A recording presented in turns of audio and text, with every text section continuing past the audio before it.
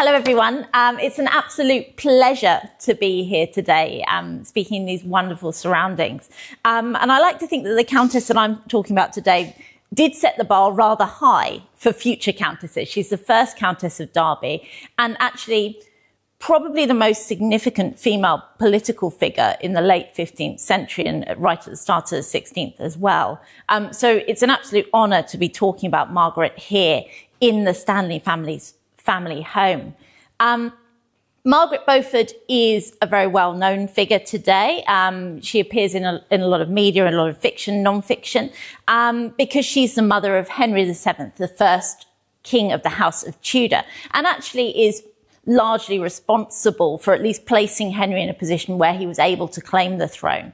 So what I want to do today, because she's got such a fascinating story, is I want to spend some of the time talking about her life.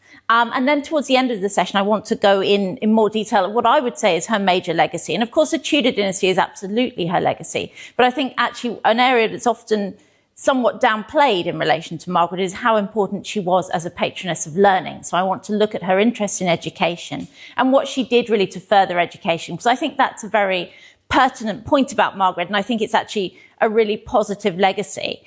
Margaret gets quite a bad press these days because unfortunately there was a novel about 15 years ago or so which claimed that she killed the princes in the Tower, that she sort of went in and did it herself.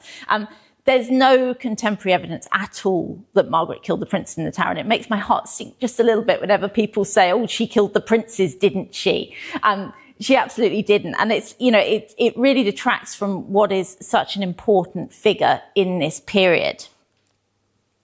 So this looks hideously complex. I've got it on here just to give you a sense of how complicated the political system was in the late 15th century, because Margaret is, of course, born in what is known as the Wars of the Roses. She's born on the 31st of May, 1443, at Bletsoe in Bedfordshire. And she's born very close to the throne, but also potentially quite far away. I'm just going to really quickly run through. You don't need to remember all of this because it is very complex. Edward III is a king in the 14th century. When he dies in 1377, he's succeeded by his grandson, Richard II, who is the only son of the eldest son of Edward III. Richard II is deposed and murdered at the end of the 14th century by his cousin Henry IV. So the line of the first son entirely disappears. Henry IV is the son of the third surviving son. And then we get the Lancastrian dynasty moving down from Henry IV to his son Henry V, who almost conquers France, to Henry VI, who's a fairly inadequate monarch and comes to the throne as a baby. John of Gaunt, the third son, was married 3 times. His third wife is Catherine Swynford, and their children are known as the Beauforts. They are born illegitimate, so their parents aren't married when they're born. In fact, they don't marry until all of the children are adults. And actually, at the wedding of John of Gaunt and Catherine Swynford, all of these adult children shuffle under the cloth of estate at the wedding to show that they are now being legitimised. They're legitimised by the Pope. They're legitimised by Act of Parliament. But there's always a suggestion that the Beauforts aren't legitimate enough to inherit the crown. So Margaret Beaufort is born into a family that is very, very close to the crown. Because if you look at the family tree, when she's born, Henry VI doesn't have any surviving, or doesn't have any children. So potentially the next heirs to the throne are the Beauforts, but there's a question mark. And there's also an issue that the line of the second surviving son of Edward III is very much alive and kicking at this stage, and that is represented by Richard, Duke of York, who will claim the throne during Henry VI's reign, kicking off the Wars of the Roses. So it's hugely complicated. I don't expect you to remember it all, but you get a sense that Margaret Beaufort is both close but also quite far away from the throne, and that's always the factor that influences her life in the period. So this is the tomb of Margaret's parents, which she actually paid for herself at Wimborne Minster in Dorset. Her father is John Beaufort, who is the Earl and later Duke of Somerset. He is a hugely unlucky man. He's one of these people where just nothing ever goes right for him. When he was a teenager, he was captured by the French while fighting in the 100 Years' War. And he actually spent 17 years in prison before he's finally ransomed. So he comes out and he's actually got no idea how to manage his estates, doesn't really know how to act as an adult nobleman. He's had no real apprenticeship. His ransom was almost bankrupting to him. And his only child was actually born, Margaret was actually born while he was preparing for another military expedition that he was very unenthusiastic about. He actually arrived late for his own military expedition, had an absolute disaster, and was quickly recalled to England and summoned home in disgrace. He cost the crown over £26,000, which is an astronomical sum in the 15th century. He was facing a charge of treason when he died suddenly. There is a suggestion that it may have been suicide, something which also will have cast a pall over Margaret's childhood to some extent. Margaret loses her father just under a year after her birth. And this is really the thing with Margaret Beaufort. Her life is very much, it should be a tragedy. And the fact that it isn't actually is testament to just what an important figure she is and what a dynamic figure. And she is able to make much of a life that actually shouldn't have any agency, because actually she's very much a pawn. She's a great heiress. As she's a great heiress, her wardship is granted by the king to the Duke of Suffolk, who's a favourite of the king's. Wardship is where you're granted where a noble heir's father dies while they're a minor. The wardship is granted by the king to a nobleman or a gentleman, and they're able to take in the revenues from the minor heir's lands. They normally control their marriage as well. As a small concession, Margaret is able to stay with her mother.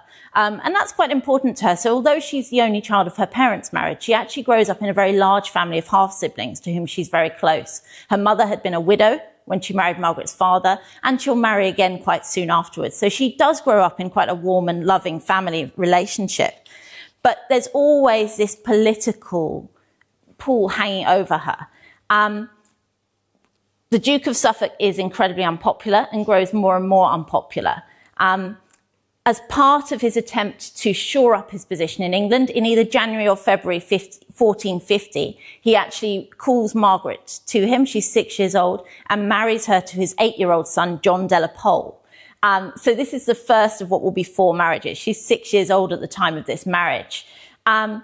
And this proves to be a major miscalculation on Suffolk's part, because at this stage, Margaret is possibly heir to the throne, heir to the Lancastrian claim to the throne. So it looks very much like he's planning to place his son on the throne, and really leads to his downfall. It's not at that stage a valid marriage. The couple are much too young to live together. No one is expecting a 6-year-old and a 9-year-old to live together as husband and wife. So the marriage is always voidable, but they do have the marriage ceremony. Within weeks of the marriage, Suffolk has been charged with treason, and he was banished from the realm for 5 years. So he set off for Flanders in May 1450, but actually very shortly after setting sail, his ship was captured by pirates, as we can see in this later illustration, and he was greeted with the greeting, "Welcome, traitor," and they then decapitated him with a rusty sword. It's always specifically said to have been rusty, just to kind of add to his humiliation. Didn't even give him a nice clean sword. So this, again, this is another one of these turns of Margaret's, the Fortune's Wheel. And Fortune's Wheel is actually a very powerful and very important motif in this period, and one that Margaret very much felt her life was governed by. It's really that your life is governed by the random spins of fortune. And when you're at the top of the wheel, you know that at some stage you're going to spin round to the bottom again. And Margaret very much lived by the idea that she was governed by Fortune's Wheel, and actually refers to it herself. Her marriage was quietly annulled, and she was then sent back to her mother. But she doesn't remain with her mother for long. So we have Henry VI, who's in the centre here, who is the final king of the House of Lancaster. He came to the throne as a baby and was a highly ineffectual king. He suffers from considerable mental health difficulties. He actually once spent a year in a catatonic state where he could sit up, he could eat and drink, he could lie down to sleep, but really couldn't do anything else, including recognizing his baby son when he was born. He was unable to even notice the baby. And then one day he suddenly woke up and, asked who this baby was. But he suffered from considerable mental health difficulties, a very, very inadequate king. Although he's the only child of his parents' marriage, Henry V and Catherine of Valois, who's shown on the left here. Catherine of Valois, the widow of Henry V, fell in love with a servant named Owen Tudor, who reportedly fell into her lap while he was dancing very vigorously at her court. They married, and were able to have 4 children before anyone had noticed that the Queen was married. So her sons Edmund and Jasper Tudor were raised with their half-brother Henry VI at court, and so very close to the throne, but also quite far away from the throne. In February 1453, and in fact Edmund Tudor is shown on the right here from his tomb effigy. There's no actual formal portrait of Edmund.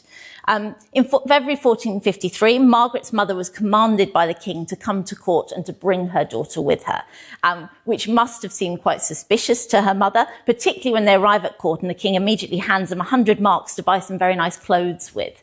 So they're clearly being sort of feted. The king showed her considerable favour, but during that period, he grants the wardship of Margaret to his half-brothers Edmund and Jasper Tudor, and this will be with a view to one of his half-brothers marrying her. This makes sense. Henry is very close to his half-brothers and at this stage doesn't have any children, and so it looks again very much like he's using Margaret as a conduit to power for his chosen successor. Margaret is married to the 25-year-old Edmund Tudor in November 1455 when she's 12 years old. So she has her second marriage at 12. I mean, I know there are lots of people here from the local schools. Has anyone married twice by the time they're 12? I mean, it's pretty extreme even for the 15th century, and it certainly causes whispering and rumours and gossip. Marrying a child heiress in itself isn't particularly unusual in the period, but they have a full marriage. So very soon Margaret is actually pregnant, and that is considered, of course today, but also in the 15th century, to be very, very scandalous. And it reflects very, very poorly on Edmund Tudor's character, the fact that he is prepared to marry and live with a 12-year-old girl. She's much too young for motherhood. Within a few months of the marriage, she's pregnant, but actually her husband will never see the child. He dies of plague on the 1st of November, 1456. So again, fortune's wheel has gone right down for Margaret. She fled to her brother-in-law Jasper Tudor at Pembroke Castle, and she gave birth at the age of 13 on the 28th of January, 1457. And this will be her only child. As far as we know, she never becomes pregnant again, never has another child. We know she has a very long and arduous labour, and it's likely being so young actually damages her, and that is why she's unable to have further children. Certainly, in her later life, she very strenuously stands out against the possibility of an early marriage for one of her granddaughters, insisting that she remains in England until she's old enough for marriage. So you do get a sense that this is a very traumatic time, obviously so for Margaret. She gives birth, however, to her son. Jasper Tudor wants to name him Owen Tudor after his famous dancing father, but Margaret insists on naming him Henry after the king. And again, this does show, even at 13 years old, that she is ambitious, she is politically motivated, because she's clearly looking to assert Henry's place in the Lancastrian dynasty through her own royal blood. This is a lovely image of Margaret. There aren't really, whenever you see portraits of Margaret, as we saw in the dining room earlier, they tend to be in later years of her life. So it's actually wonderful to be able to see an early image of Margaret. This is from stained glass that was originally in Wimborne Minster, and it's likely paid for by Margaret herself when she was creating her parents' tomb. So it's lovely to see her as a younger girl, because I think often we do lose the sense of how young she is for many of these great events in her life. Her son Henry, born when she's 13, will always be her driving focus. And for the rest of her life, she is always focused on his safety and also her ambitions for him. She calls him later on my dearest and only desired joy in the world. She's clearly absolutely devoted to her son, but actually as a young widow, it's clear that she's not going to be able to bring him up, and she's never a daily presence in her child's life. Aware that she needs a male protector, because actually as a great heiress, she's at risk of abduction and forced marriage when she doesn't have a husband. So aware that she needs a protector, she was quickly betrothed to Henry Stafford, a younger son of the Duke of Buckingham. So she's at least able to choose her third husband, who she marries when she's 15 years old. So she's had 3 husbands by 15, which is, I would think, a record, but not a particularly positive one. Interesting, though, for what is still an arranged marriage, actually her third marriage is remarkably happy, and we can see it through surviving accounts. The couple celebrate their anniversary every year by having a special celebratory dinner. They often eat swan, which is a favourite of Margaret's. She is very close to Henry Stafford's family. They're able to visit her son Henry, who stayed with Jasper Tudor in Wales. And actually, we know that Henry Stafford becomes very close to his stepson. He leaves gifts to him. He gives gifts to him in his lifetime and also bequests in his will. So she does build in this period quite a contented family.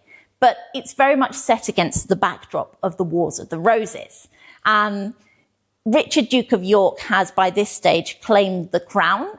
He, again, as we saw, is a descendant of the second son of Edward III, whereas the King Henry VI is only a descendant of the third son.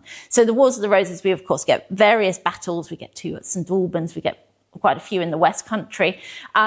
Where it's really the House of York represented by Richard, Duke of York, and House of Lancaster generally represented by Margaret of Anjou, the Queen and Henry VI's wife, vying for the throne. By this stage, Henry VI is largely a figurehead. He tends to be taken to the battle, left in his tent, and whoever wins goes and collects him and rides off with him. So it's very much set against this backdrop. Margaret and her husband, of course, are staunchly Lancastrian, but they do make their peace with Edward, Earl of March, who is the eldest son of Richard, Duke of York, and who becomes King of England in Edward IV, having driven Henry VI and his wife out of London into exile. Richard, Duke of York, had been killed earlier at the Battle of Wakefield. Margaret is able to build a role for herself in the Yorkist royal court under Edward IV. And again, I think this shows her pragmatism. She always works with the political situation that she has. And we see this time and again with Margaret. She assesses the situation and she does the best that she can do with it. And it's wonderful to see so much agency from a late medieval woman, because so often women are quite shadowy figures in the period. Here we have on the left Jasper Tudor, Margaret's brother-in-law, and on the right Edward IV. However, Margaret must have been acutely worried about her son with Edward IV's succession to the throne.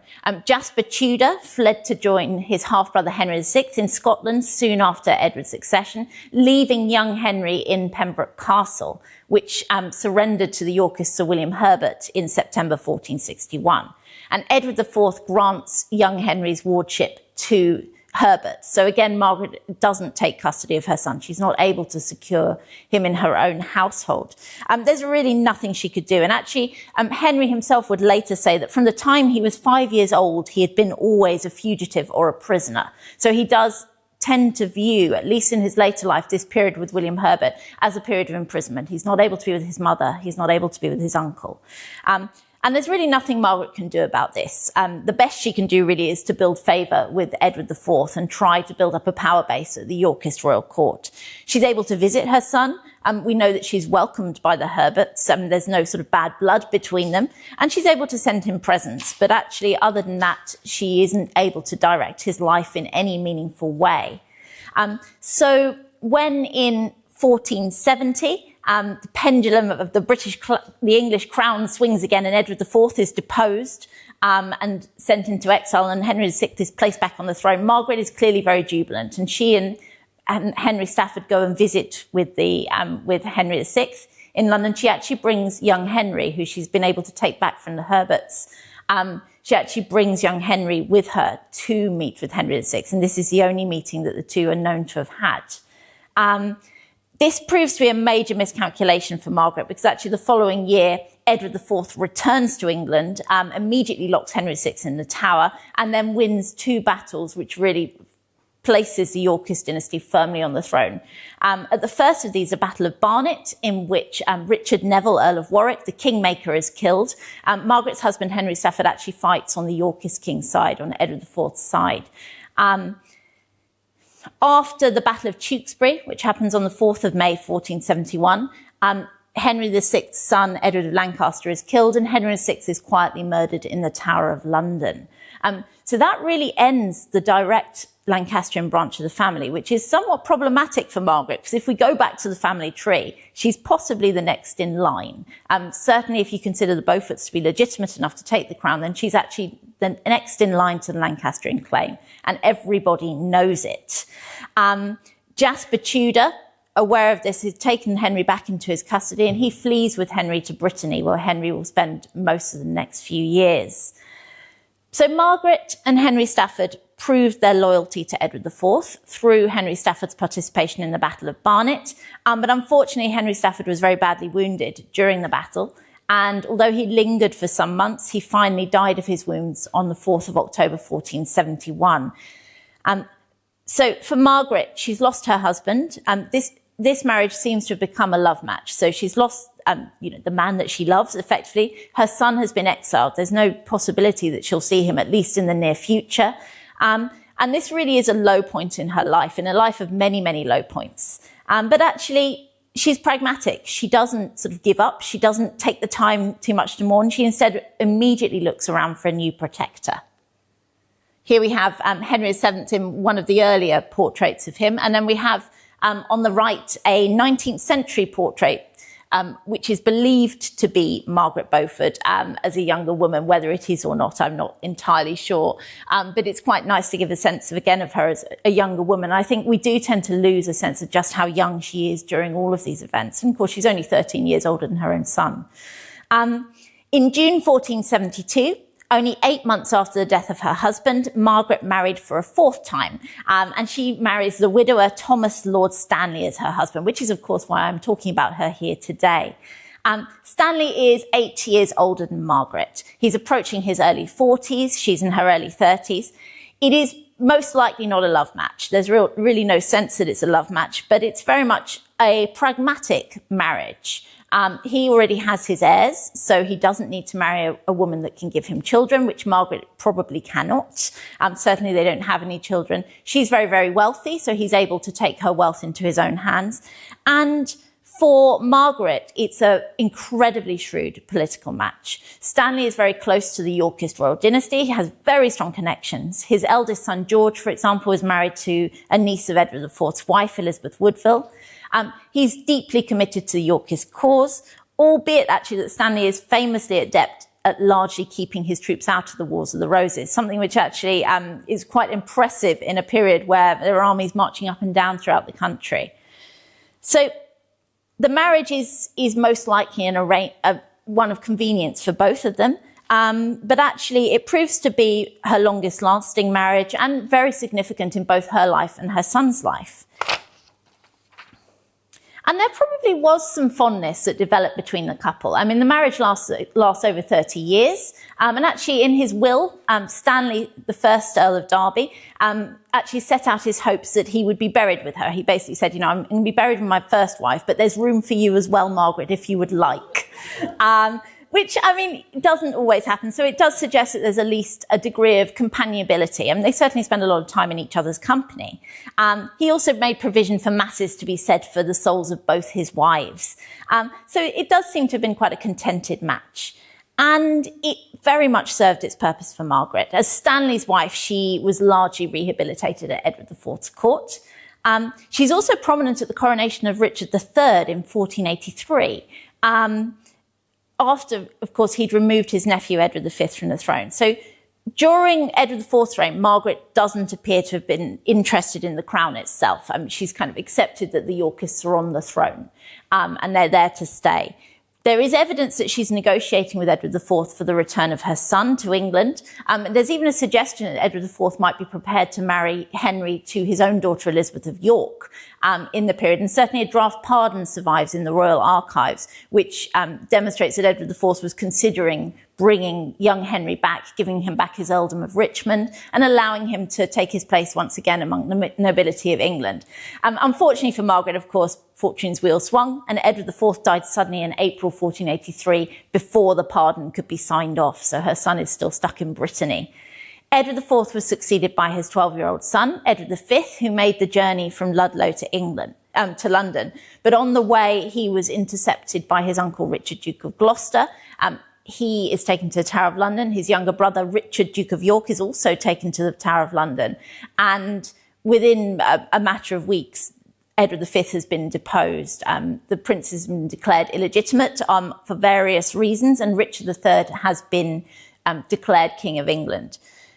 A lot of people aren't very happy with that in the period. I mean, most notably, of course, Elizabeth Woodville, the prince's mother, who's taken her daughters to Sanctuary in Westminster Abbey and refuses to come out. Also, a lot of associates of Edward IV are not happy with the removal of his sons and the invalidity of his marriage. Margaret, at this stage, seems to turn her attention away from simply rehabilitating her son and actually thinking about, maybe we can make a play for the crown. And this is really when Margaret becomes incredibly political. Because suddenly the fact that she is possibly the heir to the House of Lancaster counts for quite a lot. Here we have Richard III. Margaret conveniently shares a physician with Elizabeth Woodville.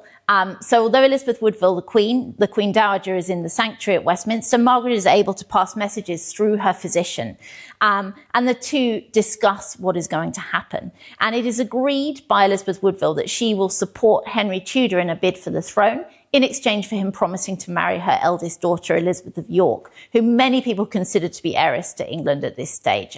Most people consider the princes to have been dead by this stage, although not universally, and it's still very much disputed what happened to the princes in the Tower. One thing, though, Margaret definitely didn't kill them. There's no evidence at all. There's one very dubious 17th century source, which is incredibly dubious, that suggests that she did it. Nothing else contemporary at all, and she really doesn't have access, certainly at this stage of her career. She's not that friendly with Richard III. But she's certainly now thinking about placing her son on the throne. And we can see her being incredibly political. She's not claiming for herself, although actually she has the prior claim on the family tree. England has never had an effective reigning queen at that stage. And at that point, it looked rather unlikely that they ever would. She is also able to bring a lot of support to her son, not just the disaffected Yorkists who Elizabeth Woodville can supply, but she also has her own connections. For example, her nephew, the Duke of Buckingham, who she conveniently meets while she's on the road to Wales one day, just by chance. They meet on the road and they have a discussion about maybe starting a rebellion on Henry Tudor's behalf. So in October 1483, the Duke of Buckingham rebels against Richard III. He'd previously been a supporter of Richard, but effectively Margaret is able to persuade him over to her cause. The rebellion itself is an absolute disaster. Richard III knew all about it almost immediately, and it rained so heavily that Buckingham's troops were really unable to march anywhere. At the same time, while the rebellion is going on, Henry Tudor sails from Brittany with a fleet of mercenaries.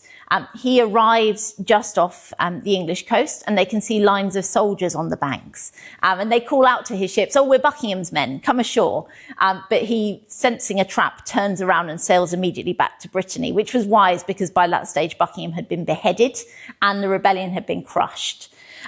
So again, this is an absolute disaster for Margaret. She was attainted for treason by Richard III and placed in the custody of her husband as the mother of the king's great rebel and traitor.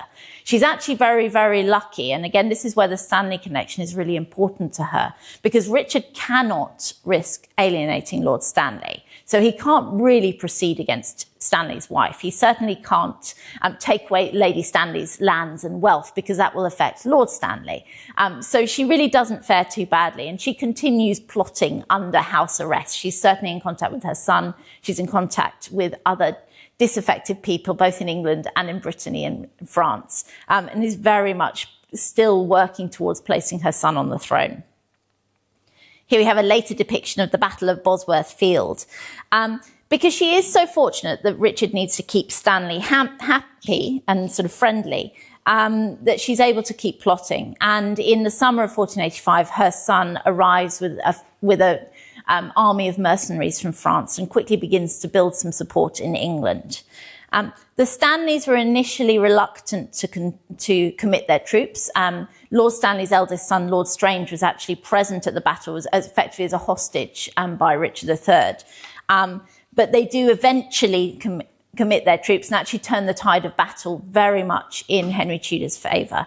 Richard III was killed during the battle, and it was said that Henry Tudor was proclaimed as King Henry VII by his stepfather, Lord Stanley, who picked up Richard III's fallen crown from the battlefield. And it's obviously very romantically portrayed in Shakespeare. He was rewarded by being created the first Earl of Derby by his grateful stepson. And certainly the Stanleys are very instrumental in the Tudor dynasty coming to the throne. Margaret was absolutely jubilant, of course. Not only did she finally have her son back in England, but he is now the king. And she very much enjoys her new role as My Lady, the King's mother. She's one of Henry VII's leading counsellors, and a very, very important figure at his court. She certainly overshadows his new wife, Elizabeth of York. And actually, there are many occasions when Margaret and Elizabeth attend court wearing the same dress, which is a mark that they're considered to have the same status, effectively. And she does seem to have overshadowed her daughter-in-law quite a lot. There's not a huge amount of evidence of hostility between the pair. There are a few kind of asides by ambassadors saying that Elizabeth of York doesn't like her mother-in-law very much. And certainly Margaret is always devoted to her family. So in her prayer book, for example, she diligently copies out the names and the dates of birth of all of her grandchildren, for example. So she is a devoted mother, but she's quite an overbearing mother-in-law. She also begins to sign her name as Margaret R., which could stand for Margaret, Countess of Richmond, but looks very much like Margaret Regina, which was probably the point, so Margaret the Queen. So she's a hugely prominent political figure during the reign of her son. He relies on her advice. We have correspondence that survives between mother and son, and she clearly is considered very important to him. But now I want to kind of sort of overstep that slightly and look instead at her role in education, because I think this really is her true legacy and actually her passion in this final period in her life where she's finally an independent woman. She's still married to the Earl of Derby, of course, but she actually takes a vow of chastity with his permission and actually obtains an act of parliament to say that she's a femme sole, which means that she's able to act without her husband's consent, something which married women normally cannot do. So she's a largely independent woman at this stage in her life. So here we have, I've just got a few images, various images of Margaret. She's almost always portrayed reading, which I just think is absolutely fabulous in the period. And she actually, we get a sense that she felt that her own education was somewhat lacking, something which I think did potentially drive her to be a patroness of learning. And I think we can't overstate just how important she was to the promotion of education in England. Her mother would have been responsible for her early education, but actually the education of women wasn't entirely the rule in the 15th century. Most women don't have a very high level of education. It only really becomes fashionable to educate your daughters in the 16th century when Thomas More, effectively as an experiment, used his daughters as guinea pigs to see if you could educate girls. So Margaret doesn't necessarily have a fully academic education in her early youth. She can read and she can write. Actually, these are considered to be separate skills. And actually, I mean, many women in the 15th century can only read and can't write, for example. She doesn't seem to have learnt Latin or Greek, which you wouldn't expect. And actually, there are plenty of complaints in the period that girls shouldn't be taught Latin and Greek. I saw a wonderful educational manual where it said it might inflame their stomachs towards vice if they learnt Latin, which was intriguing, I must say. But she does seem to have received a reasonable education. She is fluent in French, which is still to some extent used at the English court in that period, at least in diplomatic circles. So quite an important skill for a noble woman in the period. And of course, she can read and write. Her great friend John Fisher, who was himself highly educated, actually considered that she was of singular wisdom, far passing the common rate of women, which is sort of damning her with faint praise, really. She was, he considered good in remembrance and of holding memory, a ready wit she had also to conceive of all things. She was right studious with her books, which, these are all quotes, of course, from Fisher, which she had in a great number, both in English and in French. And for her exercise and for the profit of others, she did translate diverse matters of devotion out of French into English. So this is really incredibly scholarly for a 15th century woman. And she really, I think, she very much continues her education or restarts her education after her son becomes king. It really becomes her driving passion. John Fisher did concede, however, that full often she complained that in her youth she had not given her to the understanding of Latin, which she had a little perceiving. So she doesn't seem to have had a particularly bad education, but certainly she felt it was lacking, and she felt that she hadn't been given the educational advantages that she would have liked, that she could have had, which I think is quite a modern perspective in many respects. She clearly enjoyed reading for pleasure, and we see her reading all the time in her portraits. One of her mother-in-laws, the Duchess of Buckingham, for example, bequeathed her 2 French books and a religious primer in her will. And also we know that the 2 women exchanged books. They would lend books out to each other. We have it in their accounts, which is really interesting, and just as sort of another example of detail you don't often have, actually, in the late 15th century. The printer, William Caxton, who knew her well, would later ask her to pardon me of the rude and common English, whereas shall be found fault, for I confess me not learned, nay, knowing the art of rhetoric, nay, of such gay terms as now be said in these days in use. So he clearly felt that Margaret might criticise his grammar and possibly his spelling, although spelling's fairly eccentric in the 15th century. Here we have some more images of Margaret reading. So she has a reasonable education. And actually, she lives through a time of great change for education, something which she's very much embedded in. We get the growth of humanism in the 15th century, which sort of defies definition, but at its sort of most basic level is an educational movement. It's a sense of they want to bring back critical thinking. They want to go back to the original sources. They go back to the classical texts, which at that stage are considered to be the absolute sort of high point of learning. So she knows many of the leading humanists of the period, such as Erasmus, for example. And she very much promotes this new kind of learning. And she does this particularly through the universities. In England at this stage, there are only 2 universities, Oxford and Cambridge.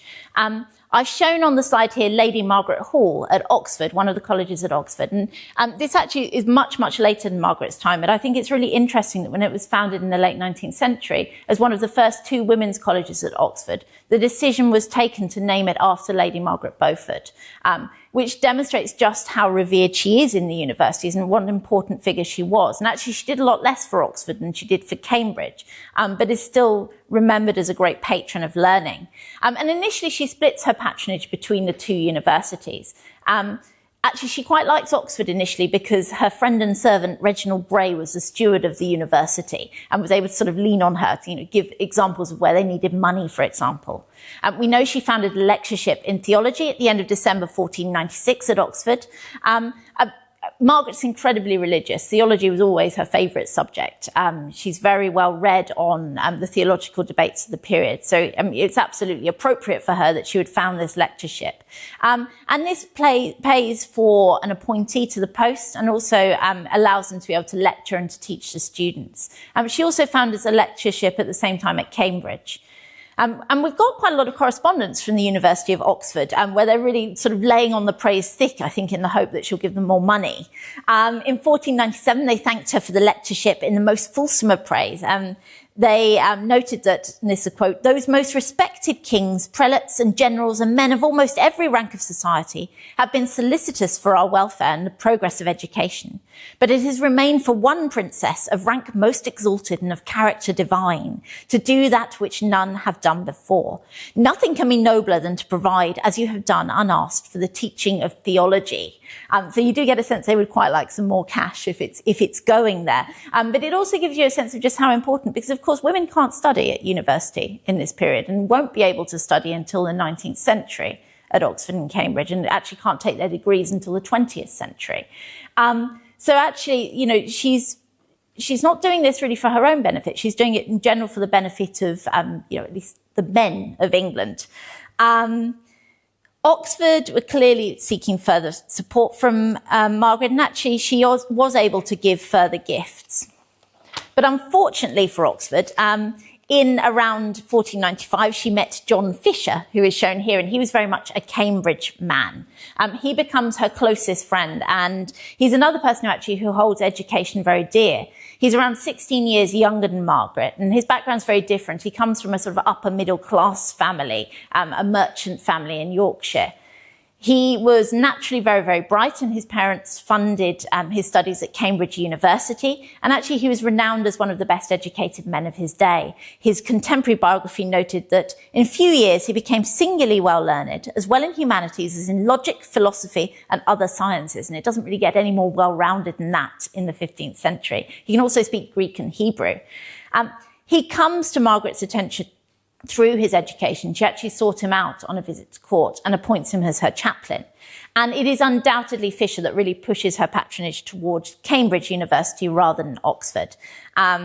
Oxford are not very happy about this, and actually we have a surviving letter from the university to Margaret in 1498 complaining that a report should have been made to you, calculated to diminish that generous favour you have hitherto shown us, is a bitter vexation, the more so that it is without foundation. So they're clearly concerned that they're going to lose this very valid, very important source of patronage. She does continue to pay for her lectureship there, but from really the meeting with Fisher, all of her attention is drawn towards Cambridge. In 1501, he's actually elected as Vice-Chancellor of Cambridge, and actually in 1504 becomes the Chancellor of the university, where he'll serve for the remainder of his life. So actually, you know, it seems only natural that she starts to look more towards Cambridge. And at first, she promotes an already existing college, Queen's College, which was founded first by Margaret of Anjou, who's shown at the top of the slide, and then taken over effectively by the Yorkist Queen, Elizabeth Woodville, which is why it is Queen's with the apostrophe after the S, because it was founded by multiple queens. So at first she takes on Queen's College, and that's quite natural because her daughter-in-law Elizabeth of York has died in 1503, and so the college is looking for other royal women to provide support. And she's always quite a forceful personality, Margaret. She's able to lean on her great nephew, the Duke of Buckingham, to give some lands to the college to promote it. In return, actually, she's able to secure Fisher's appointment as master of the college in 1505. We know that she visits the college and actually stays there on occasion, and actually she brings her son to visit the college too.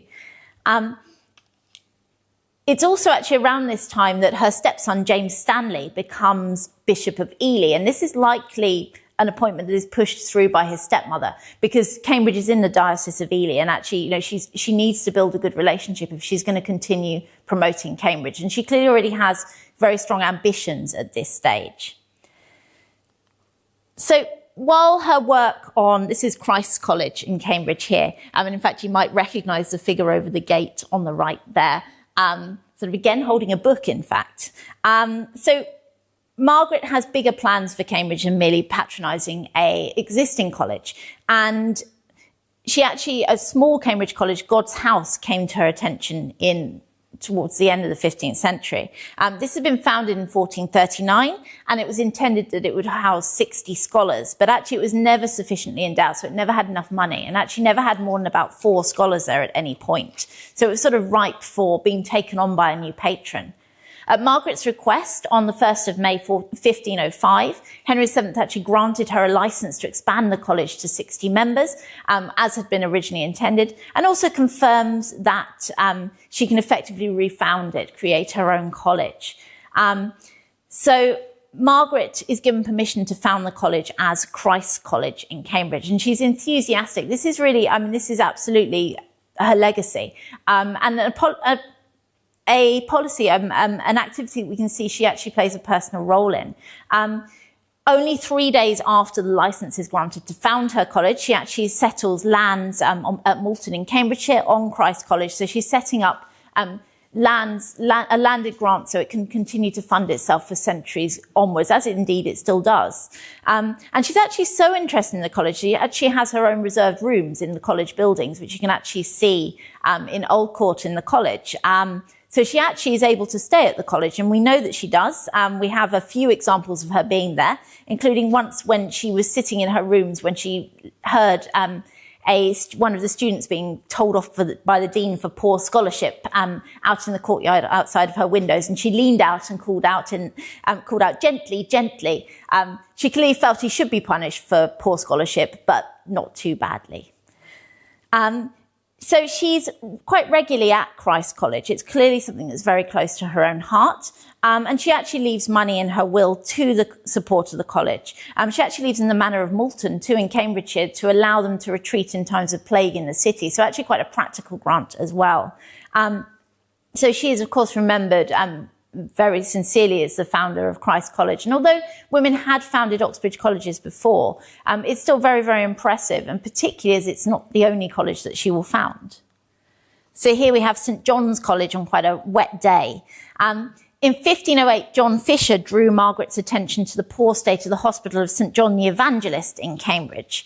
And she was able to get permission to dissolve the religious house to found another college. I mean, this is quite remarkable for a figure that isn't a monarch to be founding two colleges. She is able to secure the consent of the Bishop of Ely, something that's probably helped by the fact he's her stepson. And she also rapidly obtains Henry VII's license. Her second college was intended to house a master and 50 scholars. Unfortunately, Margaret was already unwell by this stage. She's in her 60s by the end of the decade, and the end of the first decade of the 16th century, which is quite venerable for the period. And it became clear that she wouldn't live to see this second foundation. So she actually detailed her wishes in a codicil to her will, relying on John Fisher particularly to carry out her wishes, something which he actually very diligently did. He very much drove the project forward after Margaret's death in 1509, at great personal cost to himself, actually, which again shows the devotion and the fact these two work together. And so St. John's College remembers Margaret as its founder as well, although she didn't live to see it. So it's really quite incredibly impressive that this woman has founded two Cambridge colleges, both of which very much remain today.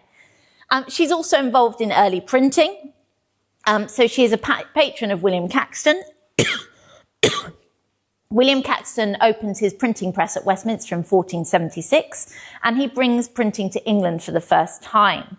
And this is, Margaret recognises this, what it is, how revolutionary it was. Before printing was invented, every book had to be laboriously copied out by hand. Suddenly, with removable print, with movable type, you can print hundreds of copies of the same book in much, much quicker time. So it's absolutely revolutionary. And she's an enthusiastic early adopter of printing. She helped Caxton's works receive greater attention in court circles, and his gratitude is clear. I mean, he dedicates a number of works to Margaret, including in the history of King Blanchardine and Queen Eglantine, his wife, which was quite a popular book. He flattered Margaret by calling her Duchess of Somerset, which had been a title that she claimed as the only surviving Beaufort, although actually wasn't her title. And he also noted in the dedication that it was Margaret who had supplied him with a French copy of the book and commanded him to translate it into English, so showing her direct involvement here. As he noted, Margaret knew well that the story of it was honest and joyful to all virtuous young noble gentlemen and women, for to read therein for their pastime. So it's clear that she's promoting really learning for learning's sake. These are popular books, books intended to interest people, to get them reading. And I think that's another side to her character that isn't always drawn out, partly because she always looks so severe in the portraits, I think. Actually, she's reading these medieval romances, these medieval history books, and she's actually seeking to promote them. She also promotes another printer, Wynkyn de Worde, who prints a number of books on Margaret's command, including The Great Ship of Fools of This World, which he printed at her enticement and exhortation, according to him. And she actually publishes her own translations of French works into English, which again shows she's trying to spread education, trying to get people reading, including The Mirror of Gold for the Sinful Soul, and also other religious books as well. So she's deeply involved in printing as well, and actually in allowing a wider body of people to be able to read. So here we have Margaret Beaufort over the gate at Christ's College in Cambridge. She died shortly after the death of her only child. He died in April 1509. She was able to appoint a council for her grandson, the 17-year-old Henry VIII, but she then dies following his coronation. Her life is, of course, subject to the dramatic swings of fortune's wheel, something that she recognised herself. But I think what's really important to bring out with Margaret is so much of her life she directed herself, even though in many respects she should have been quite powerless and a victim to a large extent. I mean, this is a woman who was married 3 times by the age of 15. At 15. But actually, she's not a victim at all. She directs her own life and she's able to respond very politically. And I think she's a really interesting woman. Although she gets quite a bad rep today, actually, people who knew her dearly seem to have really loved her very much. John Fisher is devoted to her memory. Years after her death, Henry Parker, who'd been a page in her household, actually wrote a treatise of praise on Margaret, which she presented to her great-granddaughter, the future Mary I, for example. So you do get a sense that people really, really loved her. She's a politician. She is a monarch in all but name to a large extent, but I think actually what Margaret would most want to be remembered as is as a patroness of learning. And I think it's very, very fitting that she stands today gazing down over the gate of Christ College, the first college that she founded in Cambridge. So thank you very much.